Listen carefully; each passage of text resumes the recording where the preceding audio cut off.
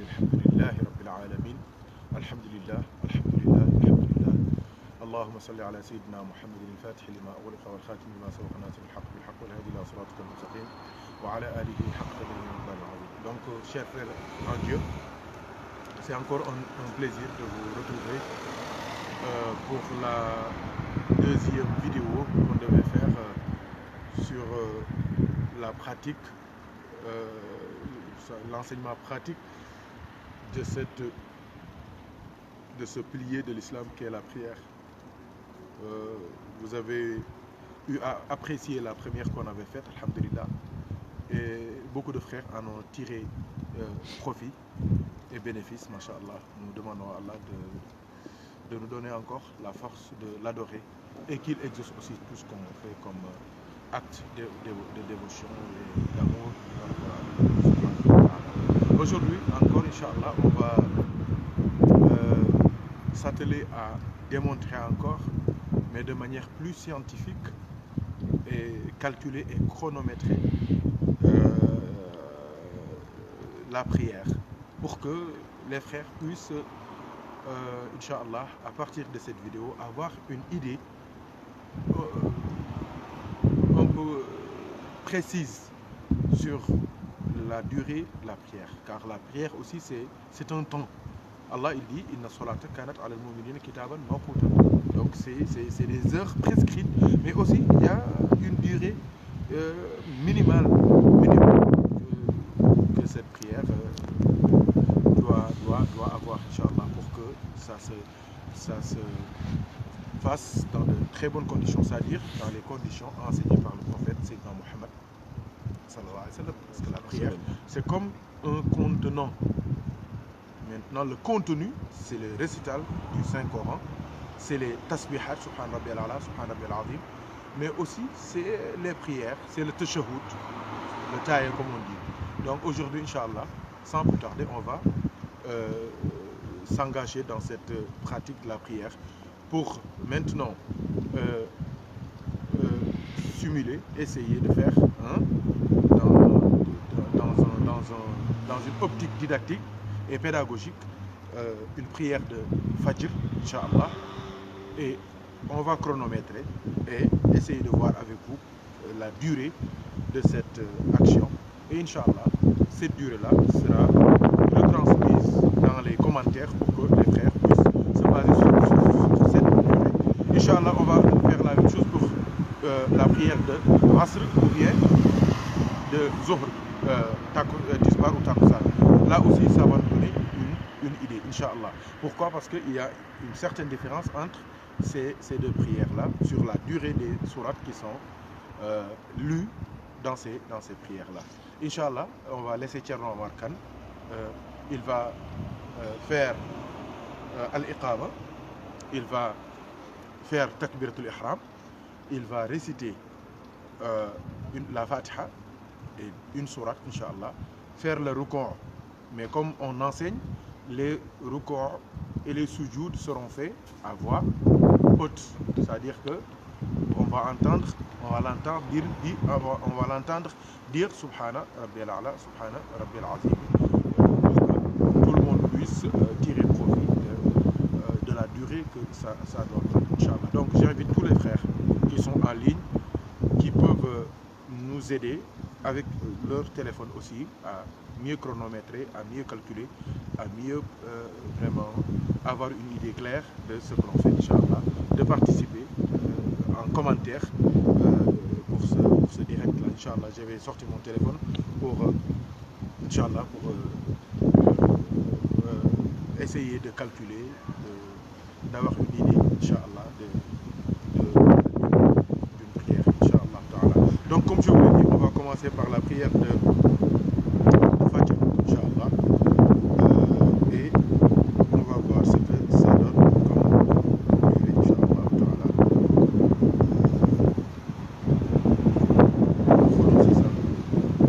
Donc, Inch'Allah, Thierno Omar.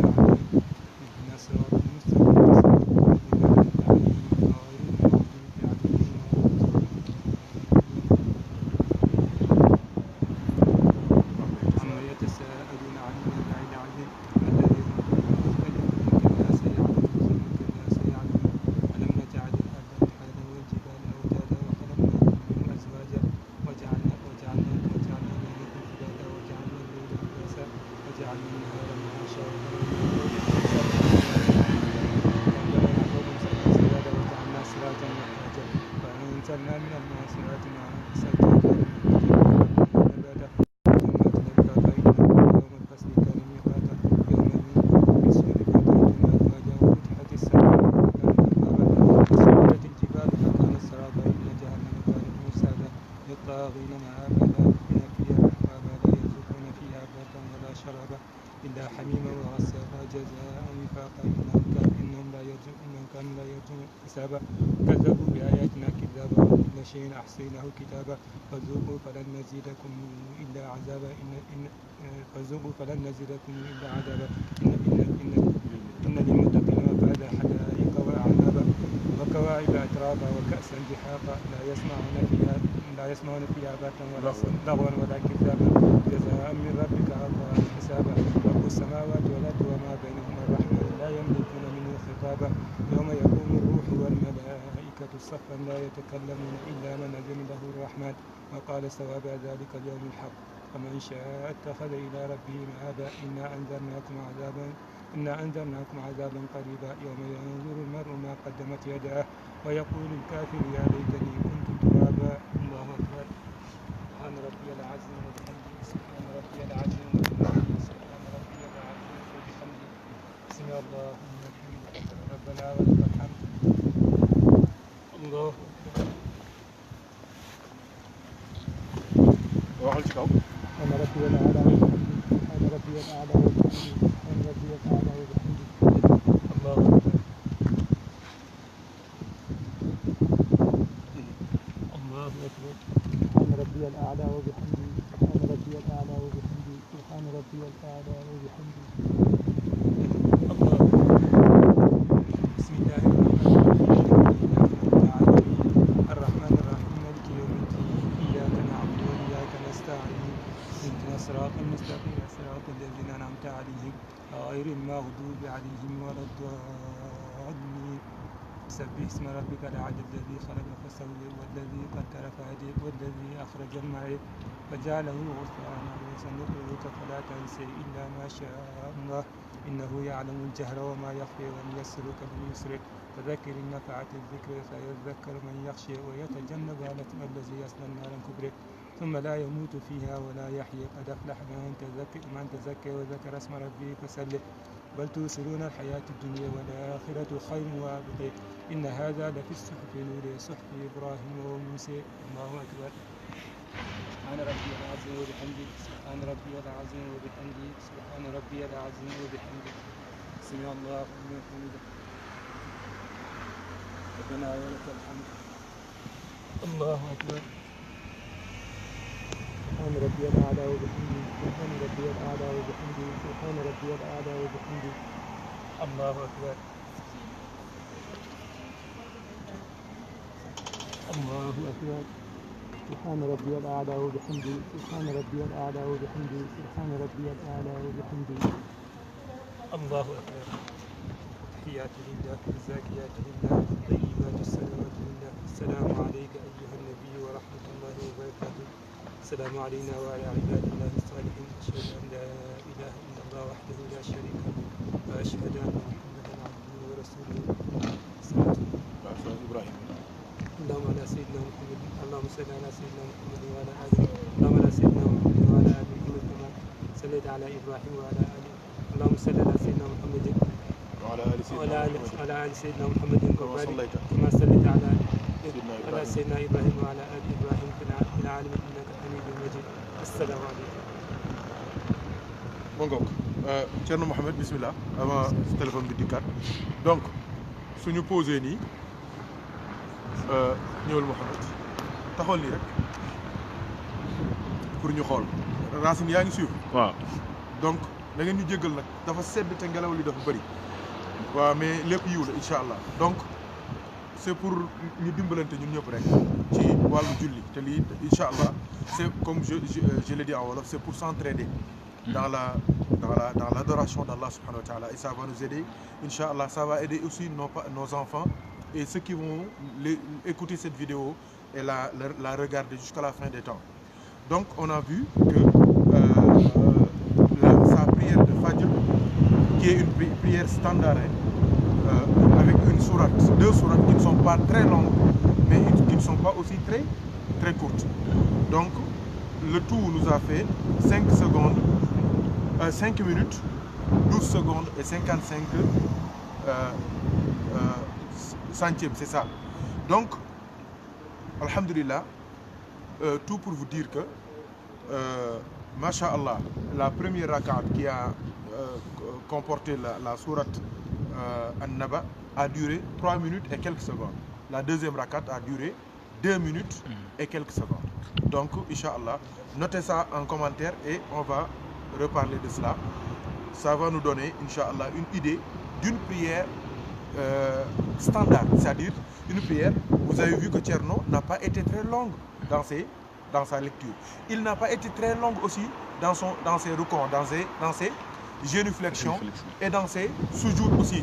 Donc c'est une prière pour celui, par exemple, qui est un peu malade, ou bien qui est en Europe, ou bien quelqu'un qui ne connaît pas beaucoup de sourates dans le Coran. C'est une prière normale. Donc maintenant, ce chiffre qu'on a, 5 minutes, 15 secondes, ce n'est pas un chiffre définitif, un chiffre fixe. C'est-à-dire que là, on a vu une prière normale, donc faite par une personne normale, qui a duré 5 minutes et 12 secondes. Donc, ça va nous donner une idée maintenant d'une prière qui est effectuée dans de très bonnes conditions. Qu'Allah nous aide et nous assiste. Inch'Allah ta'ala, maintenant, on va passer à une autre prière qui est la prière de Dhuhr, par exemple. De Dhuhr ou de Asr, c'est presque la même chose. On va maintenant faire 2 rak'at pour le Asr ou bien le Dhuhr, Inch'Allah. Et ces 2 rak'at-là, ces 4 rak'at-là vont nous donner maintenant une idée d'une prière standard entre le Dhuhr et le Asr, Inch'Allah ta'ala, pour finir maintenant avec le Maghrib, Inch'Allah. Parce qu'on voulait se limiter à ces 2 prières, mais le frère Racine a proposé la prière de Maghrib, qui est une prière très importante aussi, Inch'Allah. Donc Thierno Omar va faire al-Iqama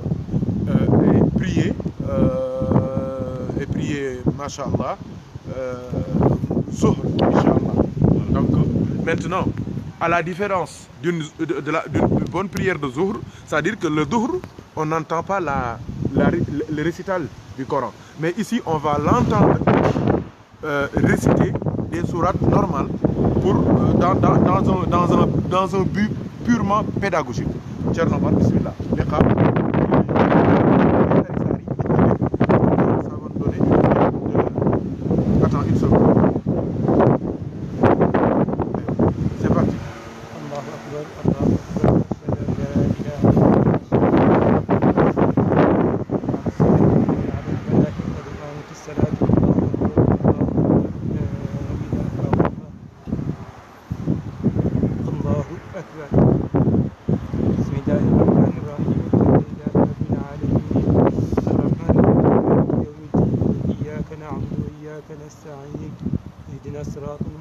صراط الذين أنعمت عليهم غير المغضوب عليهم ولا الضالين.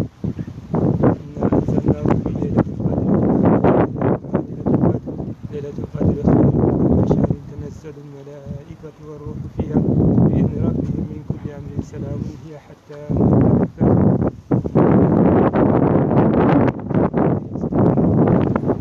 سبحان ربي العظيم. سمع الله لمن حمده. الله أكبر. سبحان ربي الأعلى وبحمده. سبحان ربي الأعلى وبحمده. سبحان ربي الأعلى وبحمده. الله أكبر.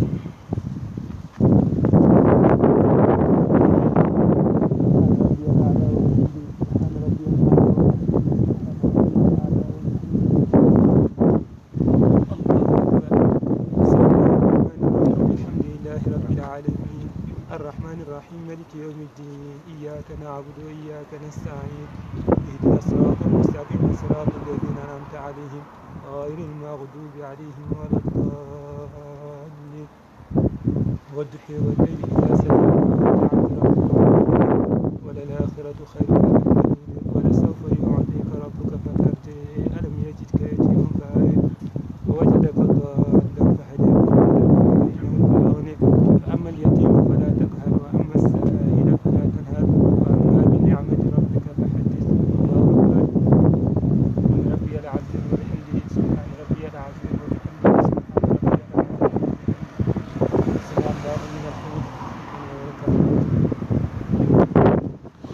أكبر. سبحان ربي الأعلى وبحمده. سبحان ربي الأعلى وبحمده. سبحان ربي الأعلى وبحمده. الله أكبر.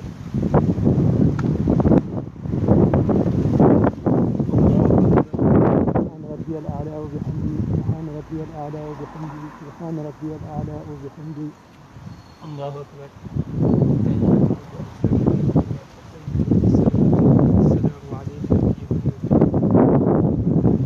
السلام علينا وعلى عباد الله الصالحين.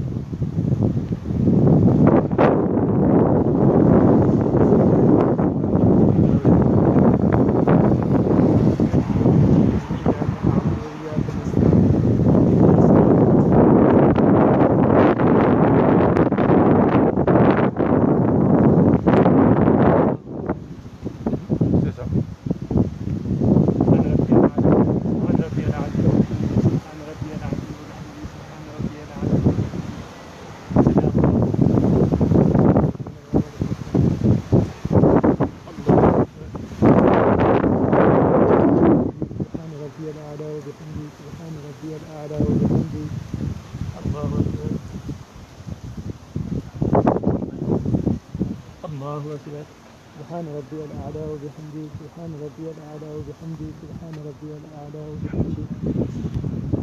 الله أكبر.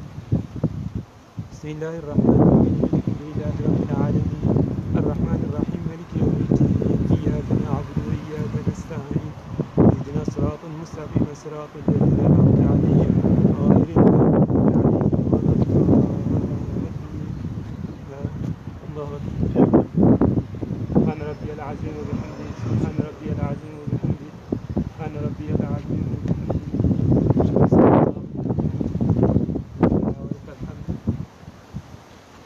الله أكبر.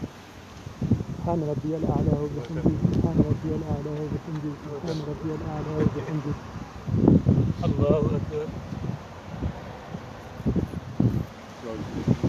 الله أكبر. سبحان ربي الأعلى وبحمده. سبحان ربي الأعلى وبحمده. سبحان ربي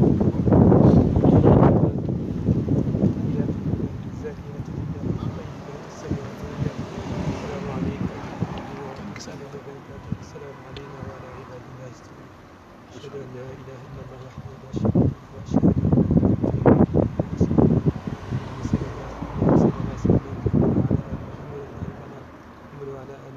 أن صليت على إبراهيم وعلى آل إبراهيم في العالمين إنك حميد مجيد. السلام عليكم. Donc, alhamdulillah. Donc, Mohamed vient. Tu te caches, mais... Donc, ça devait être votre travail, vous les scientifiques là. Mais là, on a vu avec Tcherno Omar que la première remarque qu'on a faite, c'est que sa première rak'at a duré 1 minute 30 secondes. Donc le résultat qu'on a eu à la fin, c'est un résultat normal.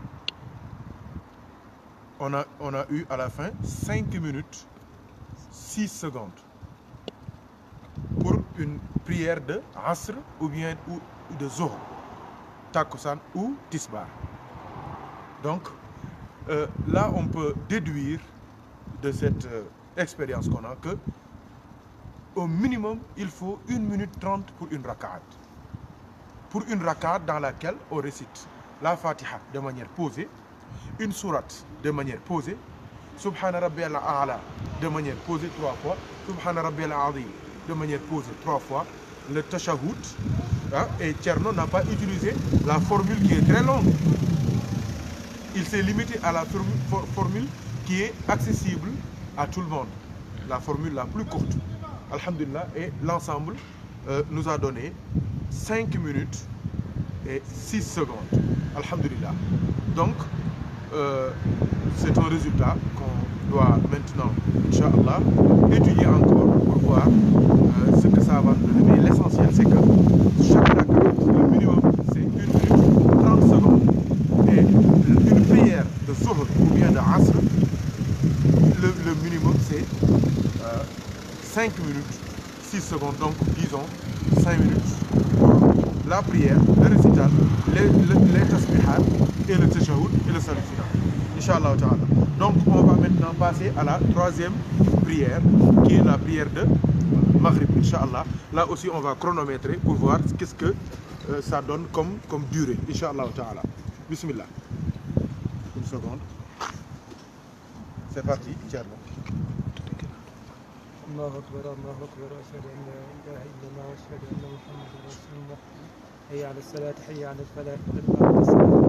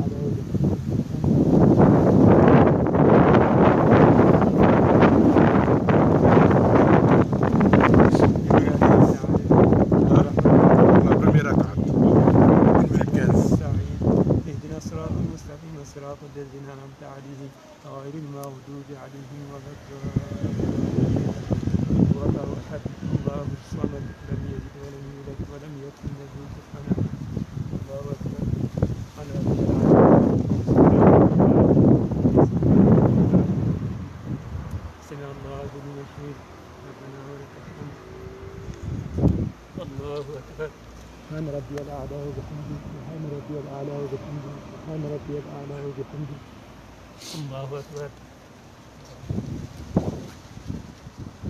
الله أكبر سبحان ربي الأعلى وبحمده سبحان ربي الأعلى وبحمده سبحان ربي الأعلى وبحمده الله أكبر تحيات الله الزاكيات لله طيبات السلامات لله السلام عليك أيها النبي ورحمة الله وبركاته السلام علينا وعلى عباد الله الصالحين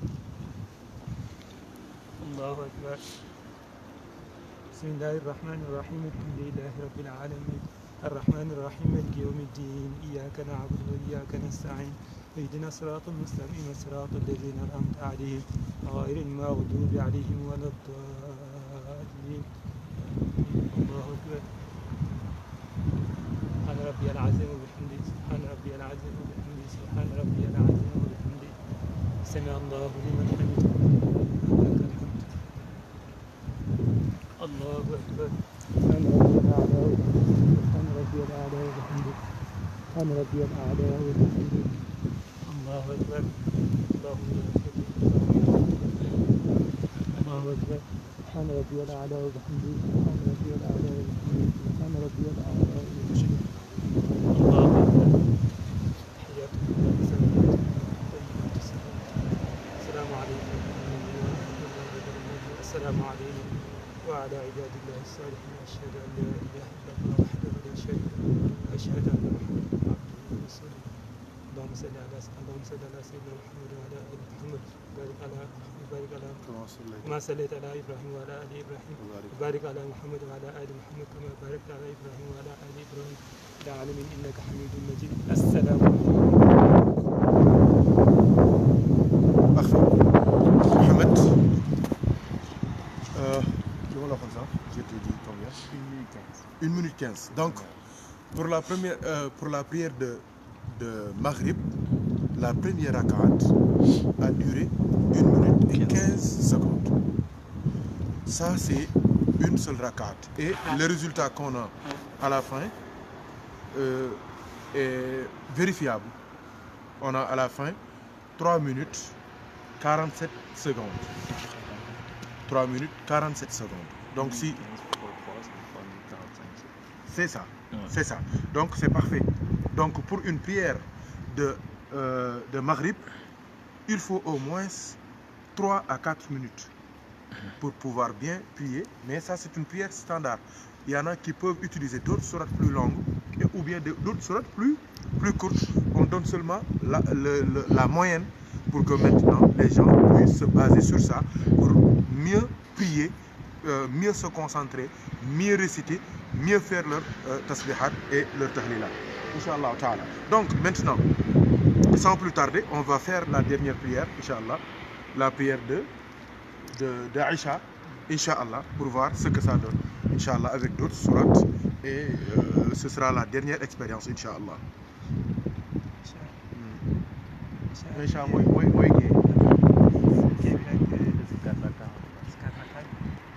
comme Vas-y.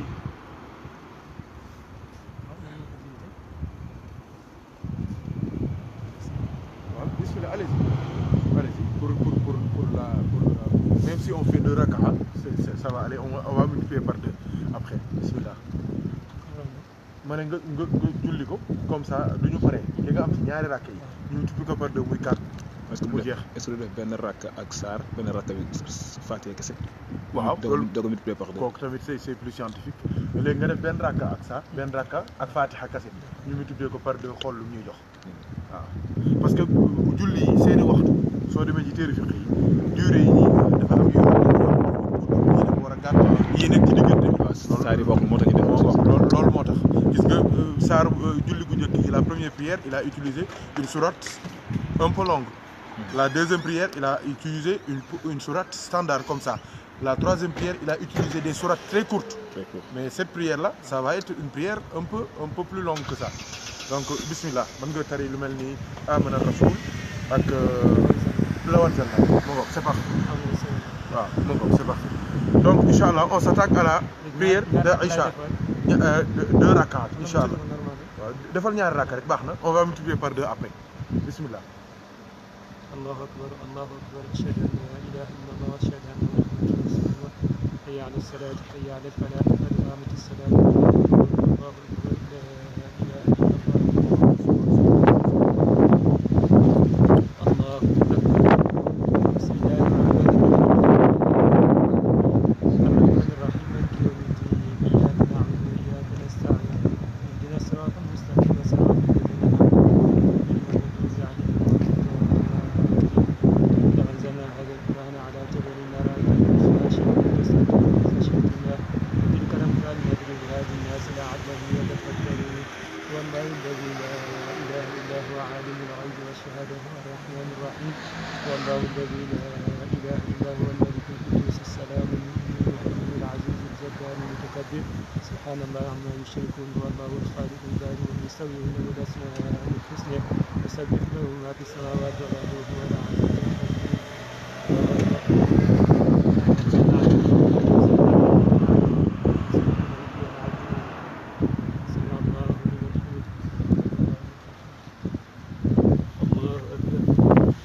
سبحان ربي الأعلى وبحمده سبحان ربي الأعلى وبحمده سبحان ربي الأعلى وبحمده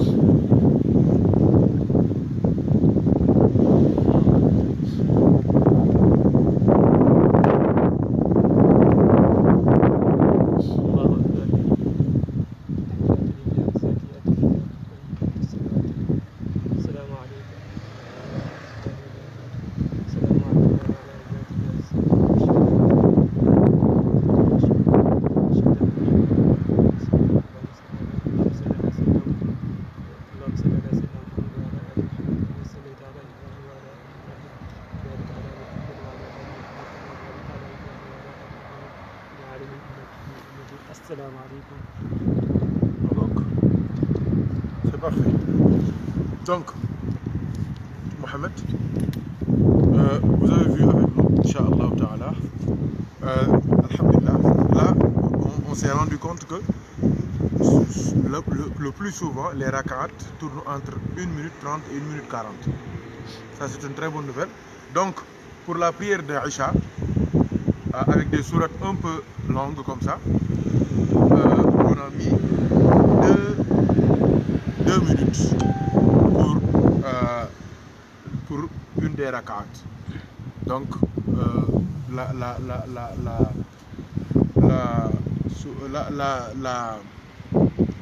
la prière d'Aïcha aussi, c'est 2 minutes pour la première rakat. Donc les 2 premières rakats, c'est avec des sourates. Inch'Allah, ça peut durer 2 minutes comme ça. Et les 2 autres rakats, 1 minute. Donc ça nous fait combien? 4, 6 minutes. 5, 6 minutes. Presque 6 minutes comme ça, 6 à 7 minutes comme ça. Donc ça, c'est pour la prière d'Aïcha qui comporte 4 rakats, mais avec des sourates un peu longues.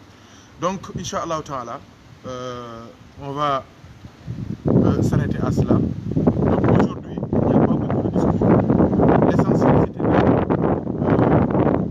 d'enseigner la prière, mais de manière pratique.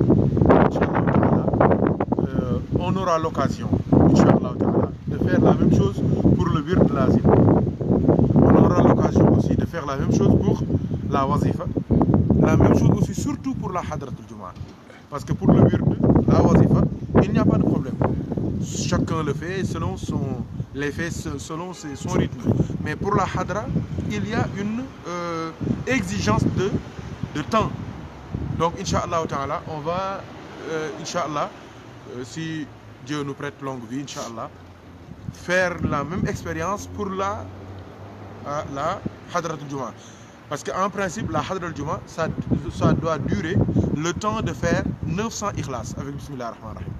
Donc si on récite 90 ikhlas, on multiplie par 10, Inch'Allah, la durée de